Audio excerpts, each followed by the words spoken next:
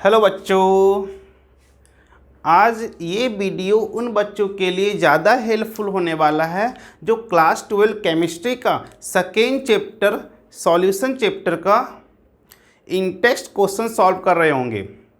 अगर कोई दिक्कत होगा इन टेक्स्ट क्वेश्चन 2.4 तो इस वीडियो में उनका डाउट पूरी तरह से क्लियर हो जाएंगे। तो इस वीडियो को आप देखो पूरा और 2.4 क्वेश्चन को कैसे सॉल्व करते हैं पूरा का पूरा सॉल्यूशन इसमें मैं बताता हूँ सब। ठीक है, तो देखो एक बार क्वेश्चन को आप पहले पढ़ लो। 2 इन टेक्स्ट क्वेश्चन 2.4 इन टेक्स्ट क्वेश्चंस क्या है पहले एक बार रीड कर लो, उसके बाद मैं उसके सॉल्यूशन की बात करता हूँ। तो रीड करो। देखो बोला गया है क्वेश्चंस में calculate the mass of urea. मतलब सर समझो, एक सॉल्यूशन दे रखा है, जो बोला गया है कि 2.5 kg सॉल्यूशन दे रखा है। और इस सॉल्यूशन की जो बाबू देखो क्या लिखा हुआ है, मोलल। क्या लिखा हुआ है, मोलल। तो कितने बच्चों को दिक्कत होता है कि मोलल का मीनिंग ही नहीं पता होता है। मोलल क्या होता है ये इसका मीनिंग ही नहीं पता होता है। तो ये लिखा हुआ है मोलल, इसका मतलब क्वेश्चन में दे रखा है मोलालिटी की वैल्यू। क्वेश्चन में किसकी वैल्यू दे रखा है, मोलालिटी की। क्लियर बच्चों। तो बोला गया है कि 2.5 kg सॉल्यूशन है जिसकी मोलालिटी दे रखा है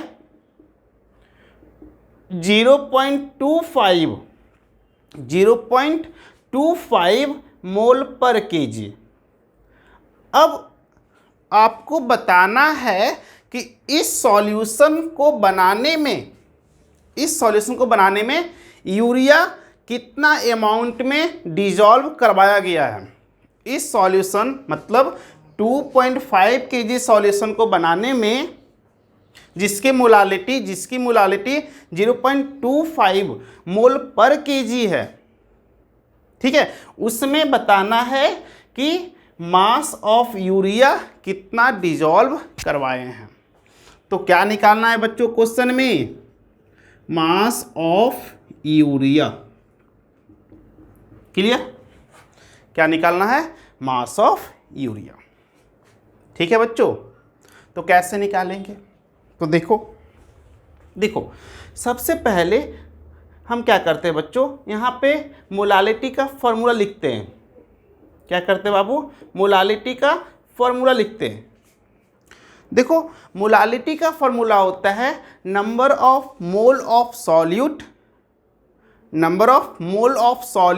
divided by mass of solvent in KG.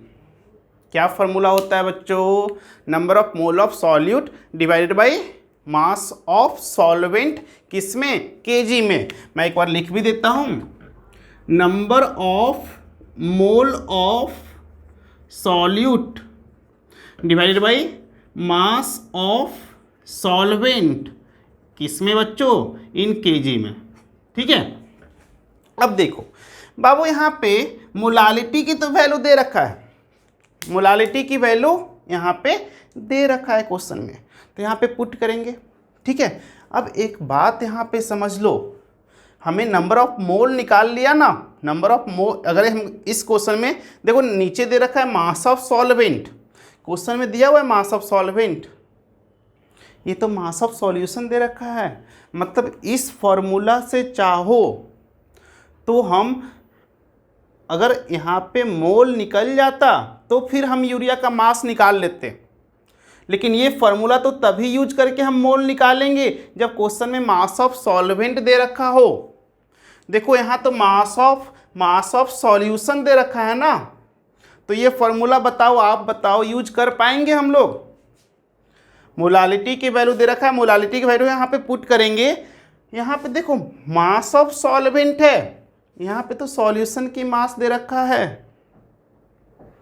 तो यहाँ पे इस फॉर्मूला से हम ये क्वेश्चन सॉल्व नहीं कर सकते हैं, इसलिए इस फॉर्मूला को यहाँ पे यूज नहीं करना है। क्यों? क्योंकि मास ऑफ सॉल्वेंट यहाँ पे नहीं दे रखा है। अगर मास ऑफ सॉल्वेंट दिया होता तो हम इस फॉर्मूला को यूज करके मोल निकालते।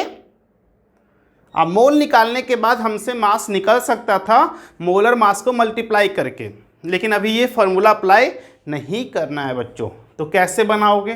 तो देखो, सुनो, क्वेश्चन में दिया हुआ है यहाँ पे मोलालिटी की वैल्यू दे रखा है। क्या दे रखा है बच्चों? मोलालिटी की वैल्यू। तो देखो यहाँ पे बोला गया है कि 0.25 मोल 0.25 मोल प्रेजेंट है या पर केजी, 0.25 मोल पर केजी। इसका मतलब क्या है सर कि 0.25 mole of urea, 0.25 mole of urea dissolved है 1 केजी सॉल्वेंट में। अगर मोलालिटी का डिफिनेशन आप लोगों को पता है, मोलालिटी का डिफिनेशन अगर पता है क्या होता है, तो बाबू देख लो, number of mole of solute, number of mole of solute present in 1 kg of solvent. तो ये जो वैल्यू दिया हुआ है ना बाबू, इसके अकॉर्डिंग हम लिख सकते हैं कि 0.5 mole of urea dissolved in 1 kg of solvent, ये लिख सकते हैं बाबू हम। ठीक है, ये हम लिख सकते हैं। ये जो सेंटेंस लिखा हूं मैं अपना मन से नहीं लिख रहा हूं, ये सेंटेंस बस इस लाइन के अकॉर्डिंग लिखा गया है। ठीक है, कि यहाँ पे दे रखा था 0.25 मोल, तो यहाँ पे 0.25 मोल लिखा। यूरिया का डिजॉल्व किस में है? तो 1 केजी सॉल्वेंट में है। क्लियर? अब थोड़ा देखो, अगर हम लिखना चाहें तो इसको हम ऐसे लिख सकते हैं बाबू, 1 केजी सॉल्वेंट, 1 केजी सॉल्वेंट को हम ग्राम में भी लिखना चाहें तो लिख सकते हैं 1000 ग्राम, है कि नहीं? 1 केजी को क्या बोल सकते हैं हम? 1000 ग्राम बोल सकते हैं।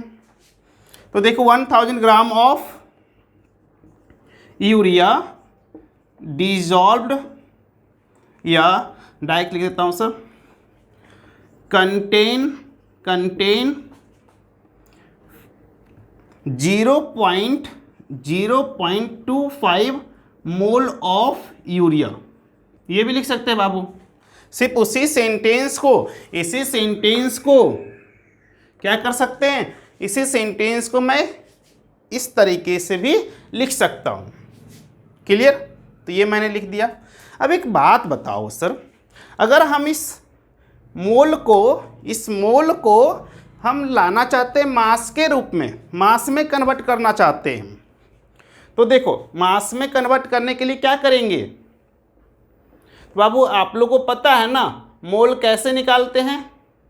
तो मोल निकालने के लिए गिवन मास होता है और डिवाइडेड बाय मोलर मास, लेकिन इस बार हमें मास ही निकालना है, इसलिए गिवन वर्ड हटा देंगे।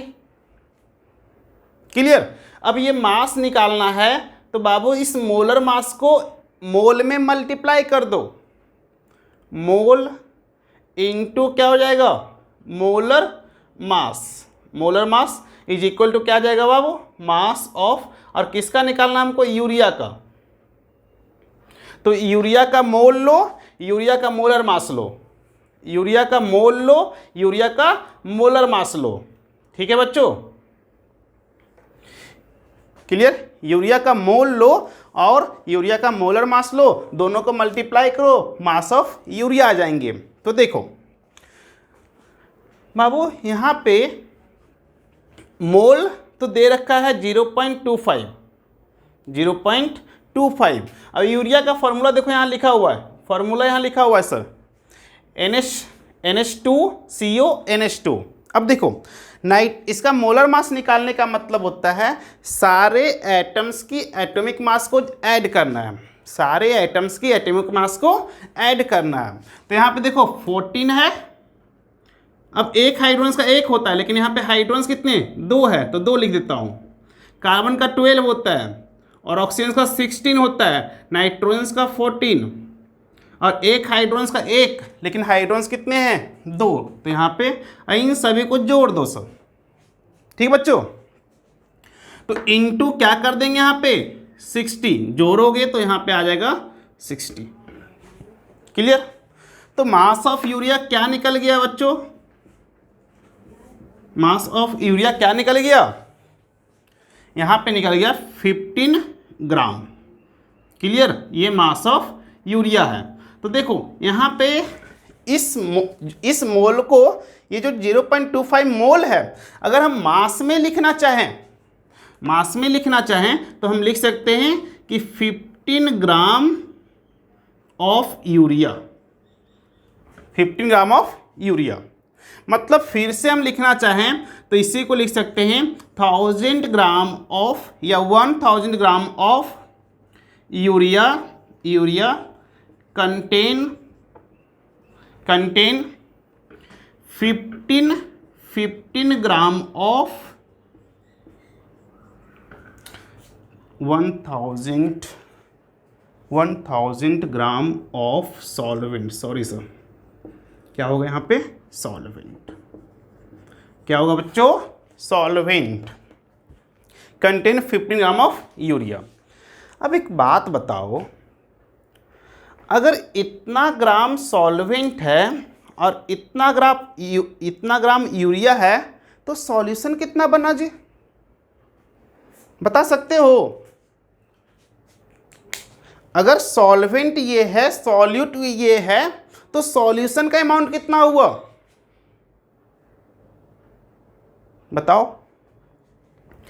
तो सॉल्यूशन का अमाउंट कैसे निकालते, दोनों को ऐड करते हैं ना, दोनों को क्या करते हैं बच्चों, ऐड करते हैं। सॉल्यूशन का अमाउंट कैसे निकालते हैं, सॉल्वेंट प्लस सॉल्यूट। तो दोनों को ऐड करोगे तो कितना आएंगे, बोलो बच्चों। तो हम अब बोल सकते हैं बाबू, देखो सॉल्यूशन में क्या होता है, सॉल्वेंट और क्या होता है सॉल्यूट। ठीक है,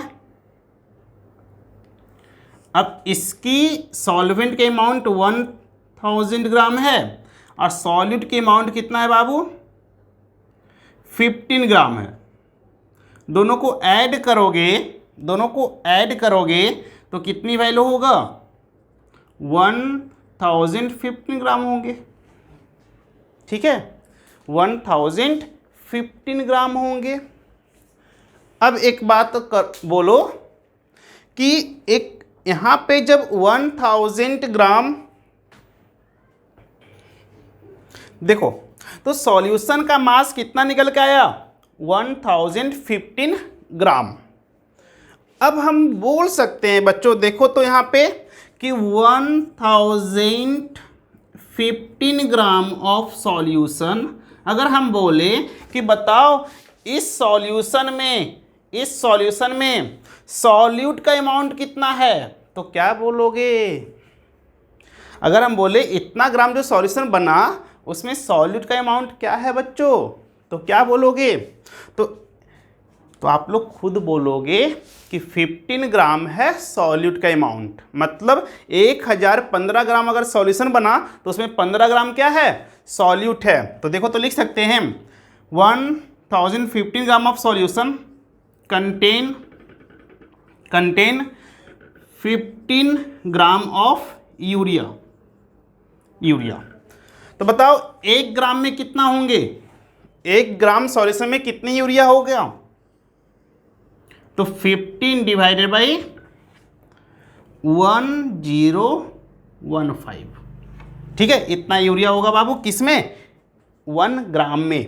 अब देखो सॉल्यूशन का अमाउंट क्वेश्चन में कितना दे रखा है 2.5 kg ऑफ सॉल्यूशन, मतलब कितना ग्राम बाबू, इतना ग्राम सॉल्यूशन दे रखा है। ठीक है, तो यहां पे अब लिखेंगे 1 ग्राम में इतना अमाउंट ऑफ यूरिया है, तो इतने ग्राम सॉल्यूशन में कितना अमाउंट ऑफ यूरिया होगा तो हम लोग क्या करेंगे, मल्टीप्लाई की डिवाइड।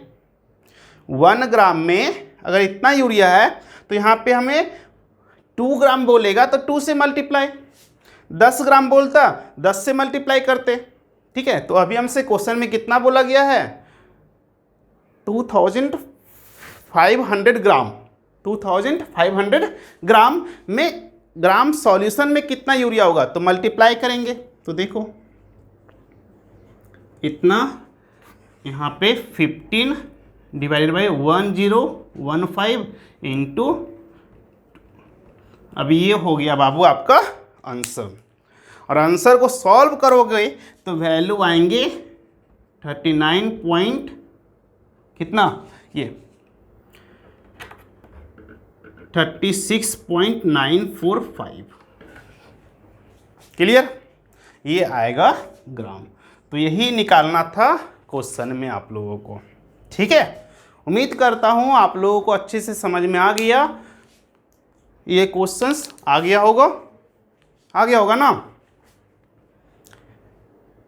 ठीक है, इसी तरह से हर एक इन टेस्ट का वीडियो में अपलोड किया हो, जिनको भी प्रॉब्लम होगा उन सभी वीडियो को आप देख लेना सर। ठीक है, चलो।